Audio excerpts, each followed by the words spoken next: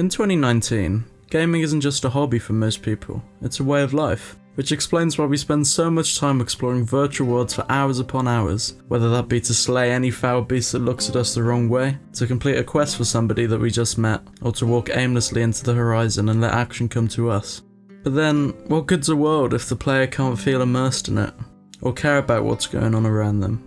As gamers, we need some sort of hook to keep us interested in a world, and that might be a compelling story or protagonist, or maybe like Minecraft where we clung to our world because everything there was beautifully, or maybe lazily, handcrafted by us and our friends, and we cared what happened to it, or we would always keep playing to build that next thing, or to develop our next idea. Assuming that you haven't been living under a massive 100-ton rock for the last few months, you'll have probably heard about Hytale, Hypixel Studios' upcoming open world, adventure, sandbox, MMO. Let's just say a bloody awesome looking game, which doesn't only look to blur the lines between game genres, but also to create a deep and immersive living world that, you know, rather than completely centre around you as the player and what you're doing, it makes it feel like you're a tiny and insignificant part of the bigger picture, making Hytale feel less like a game, but rather a whole world to become entangled in. In Hytale's weekly blog posts, we've seen wonderful worlds and creatures, from sparrows, dogs, and bears,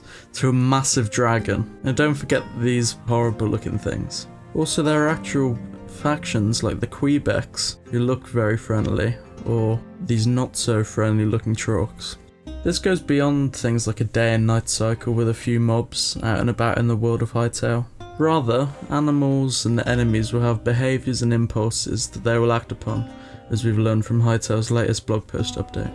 This week we got a good look into how the game functions, with a good look at some of the coding involved and some good examples. Joseph Griffith, a member of Hytale's dev team, says, "We use building blocks to create an NPC from the ground up. We have sensors that are how an NPC interprets the world around it, and that's how it decides what it wants to do." But then he also goes on to say that program behaviours can be called upon, for example to flee or to seek out a player.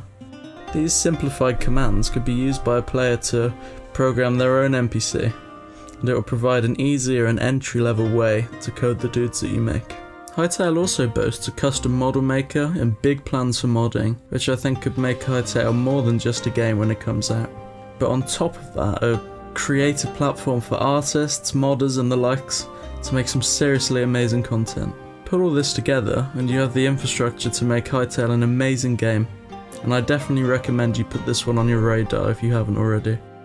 I know that personally I'm looking forward to get stuck into those creator tools and try to make something at least passable. If you enjoyed this video, make sure to subscribe for more inside looks into the world of Hytale, plus some speculations and things we'd like to see. Also, any feedback is welcomed, especially because this is my first video. Thanks for watching, and I hope to see you in the world of Hytale.